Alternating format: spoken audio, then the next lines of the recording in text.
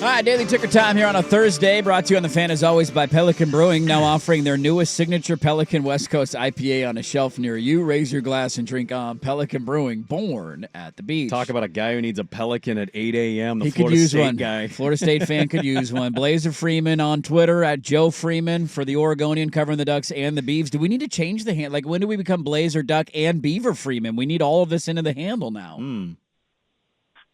I don't know. You guys set a poll, come up with something for me. Okay, we can do that. Depressed Freeman because of the Knowles? I don't know. There's any number of routes we could go, I guess. Sorry to bring up tough times, and we don't need to talk too much about your Knowles. Let's get to the Beavers, who I know you're switching up beats a little bit, but you've been around the Beavs all year. And it's been weird kind of following them of what were the expectations. The schedule's easier, but they were decimated by losses in the portal and the staff, the majority of it leaving. I know that you're again covering Oregon this week. What were the vibes like the last time you were around Oregon State, and how has the mood maybe changed at all as you've seen the season go on for a 4-4 team who's desperately looking for a win this weekend?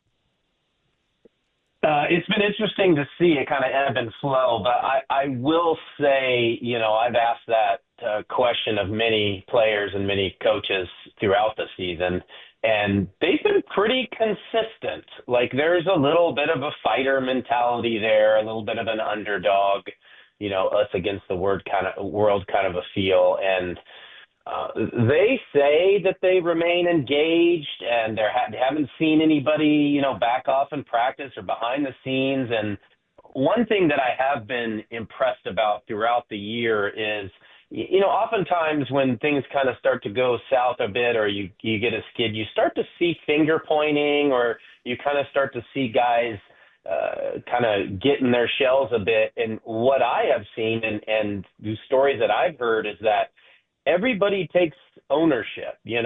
After a loss, you've got Skylar Thomas in Reno after postgame saying, "This was my fault." And then talking to Joshua Gray later in the week after that game, he said, Giovanni McCoy came in the locker room and said, "That's on me. That was my fault." And Joshua Gray's response to him was, "No, that was our fault as the offensive line." And you kind of go on down the line, and player to player, everybody kind of puts it on their own shoulders. And, I don't think if I was a Beavers fan, I would like the direction things are headed. And, a relatively promising season has kind of spiraled downward, but you have to like that the players are taking ownership. They're not pointing fingers and kind of looking in the mirror. So from that standpoint, that's a positive. But, on the field, it's definitely not a lot been positive here the last month. Yeah, Freeman, I think it's a massive game personally for their bowl eligibility chances. They got Boise looming on the road. They've got the Cougs coming in who look like a pretty good team. I think they could beat Air Force. So it's a big game for them. You were down there a while, and I know you're in Eugene, but just the general sense is getting to know some of the people down there. You've been covering the baseball program for a while now. What is it? How do you think the athletic department reacts to a non-bowl season year one out of the old school Pac-12? That's a good question. I hadn't really thought about that. I guess here's the deal. Trent Bray set expectations at a certain level. I mean, I sat in his office in January, shortly after he had been hired, and kind of, put his finger on the to hold up a leaky dam, and rallied the troops, and bolstered the roster with transfer, kind of got his team engaged and his staff in place. And he said that he believed his sales pitch to recruits, to guys to stay, was that he felt, based upon the relative ease of the schedule and the talent they had, that they could make a legitimate push for a college football playoff berth. Now, I think most people rolled their eyes at that, but that was what he stated as a potential expectation, what he kind of sold the team on again. And instead, where we've seen that develop, it wasn't so crazy after all. It's just that it happened a few hours north, in Pullman, where Washington State is kind of a fringe team like that. And so the method and path is there, but it just didn't happen in Corvallis. And so, back to your question, I think not making a bowl would certainly be a severe disappointment, mostly because of those expectations, and also because they started out 4-1. I mean, they had a really nice start to the year. They pitched their first road shutout in, I can't remember off the top of my head how long it was, at San Diego State. They got rolled by Oregon, but they kind of held their own for a half in that. Beat Purdue, beat Colorado State, and then just kind of the wheels fell off. And I personally think with the talent the team has and, with the schedule they had, anything less than a bowl game would be disappointing, and that would be something the athletic department would have to grapple with. I will say, and not to make excuses, and they have said it's no excuse, they have been just absolutely decimated by injuries. Yeah. Especially on defense, where they've missed, a handful of starters in some games. They've missed multiple players in the secondary, including Jaden Robinson, who's, been around for 500 years there. They missed their best, pressure forcing defensive lineman and Thomas Collins for the last 2 or 3 weeks, who had a concussion and has missed time. And so, with where they're at as a program, with all the guys they lost, a lot of veteran guys, especially up front. But with all the guys they lost, with the guys they brought in, and just, trying to rebuild that program outside the Power Five, I think it just draws a different kind of player and athlete. Depth was one thing that was never a strength for them, in my opinion. And so, losing as many guys as they have, it's been debilitating for them. Yeah, no doubt about that. Joe Freeman is our guest, at Blazer Freeman on Twitter. Go give him a follow. Senior writer for The Oregonian, covering the Ducks and the Beavers. And you've parachuted from Corvallis into Eugene. I'm watching the press conference yesterday, and I'm like, hey, that's Joe Freeman. I recognize that voice, asking Dan Lanning a question. As you're kind of, look, you're number one team in the country. They're undefeated. Here comes Joe Freeman a little bit later in the year. What's been the biggest takeaway, I guess, kind of being around them, and they're going into a game against Maryland that should be an easy win this weekend, although college football can surprise us from time to time. What's been your biggest takeaway from watching from afar and now being on the beat in Eugene this week? Yeah, full disclosure, I just moved over, mostly this week. So I'm only now working into the fray. Just went to my first availability yesterday. But I mean, what they've done, this year has been overwhelmingly impressive. I mean, that's not a news flash to anyone, but as just a general college football fan, I think you're seeing the Ducks the way that college football right now is constructed. They are perfectly suited to capitalize on it. You've got these blue blood programs like mine that are just reeling, going from 13-0 to just an absolute nightmare.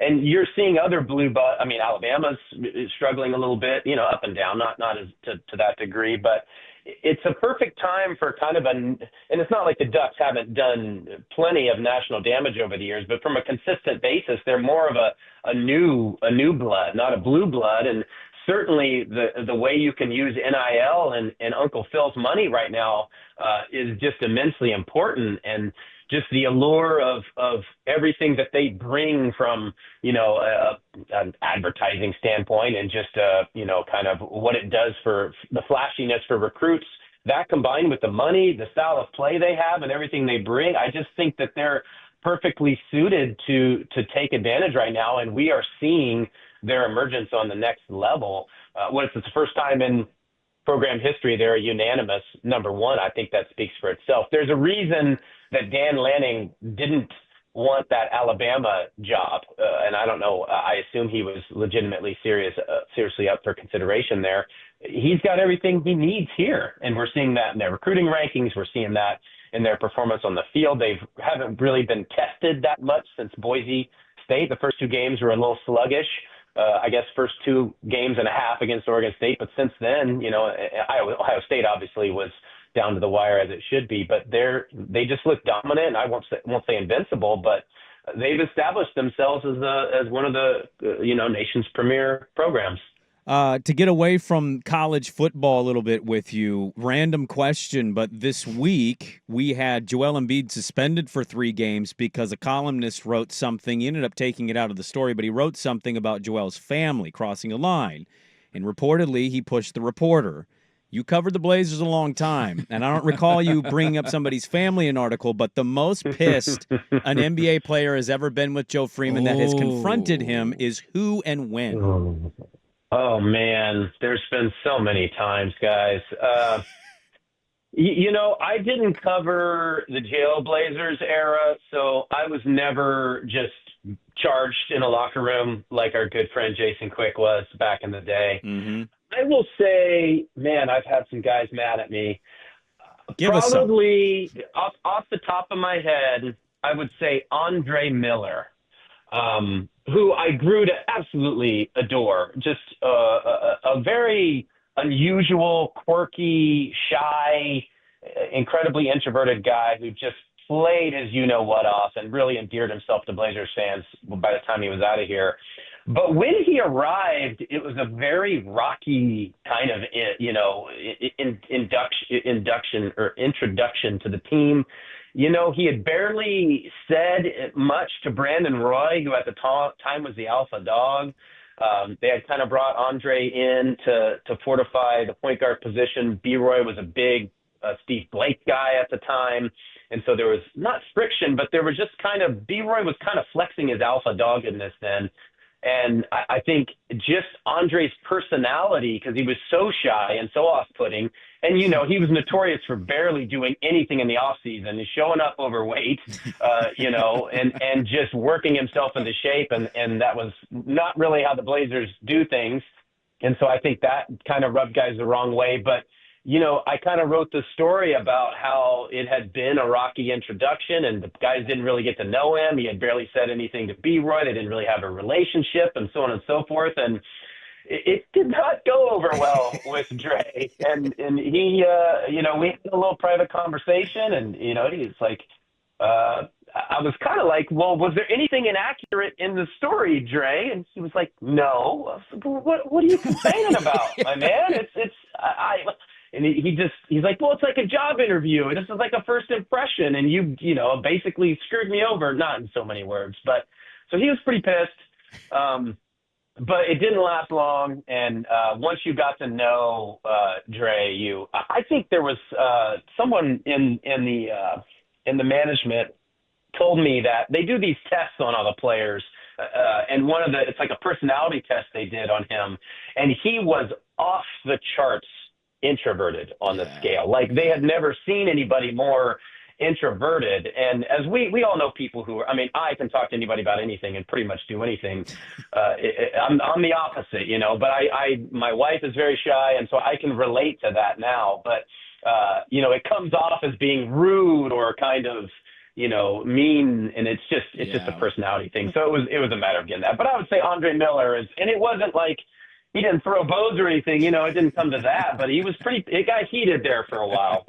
There's more, but that's probably off the top of my head. Well, I would assume that you would say, maybe I'm wrong here, that if you got into a confrontation, Andre Miller might kick your ass. And if not, you think you hold your own, that's fine. He's not the biggest dude in the world.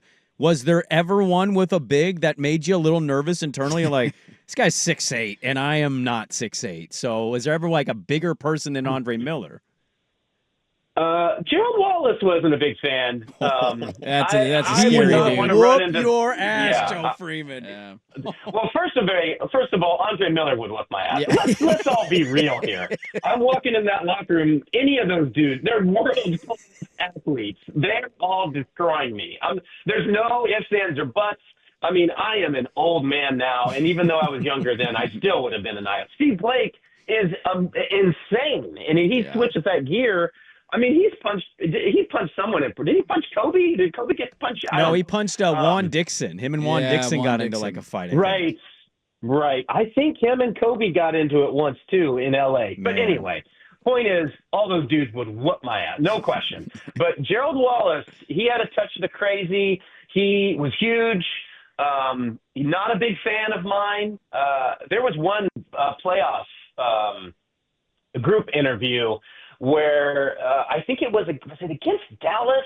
Man, I'm old and I can't remember. I think it was against Dallas. And I think the Jet had come out and said, well, we're obviously the underdog. The Blazers are way better. And I kind of was asking Wallace about that. And I asked him and he said, I don't want to talk about that. Next question. And was real pissed about it. And so naturally I asked him again. And he immediately walked away. I think the interview session lasted 37 seconds. Yeah. And I just kind of looked around like, well, that's Gerald Wallace. So I'd probably say him. He'd be at the top of the list. But any of them would destroy me. Let's be clear, guys. Yeah, Gerald Wallace would scare the hell out of me, Country man. strong, no man. doubt Big about dude, that. but country strong. Joe yeah. Freeman, go give him a follow on Twitter at Blazer Freeman. We'll see if we can come up with a new handle for him. He's covering the Beavs, covering the Ducks, all over college football now. Do everything Freeman is a He poll does option. everything Freeman, There you go. and we love There you chatting go. with him. Slash. Thanks. Yeah. Flash Yeah, you're Freeman. the slash, man. Yeah, Slash thanks, Joe. Freeman. Let's There you catch up again soon. All right. Good talking to y'all. We'll talk to you later. Take All right, care. there you go, Joe Freeman. Good Gerald stuff from Wallace him. would get me to piss my pants. Yeah, I yeah. would be so Terrified. incredibly terrified of Gerald Terrified. Wallace. No doubt about it. Just give me that side eye.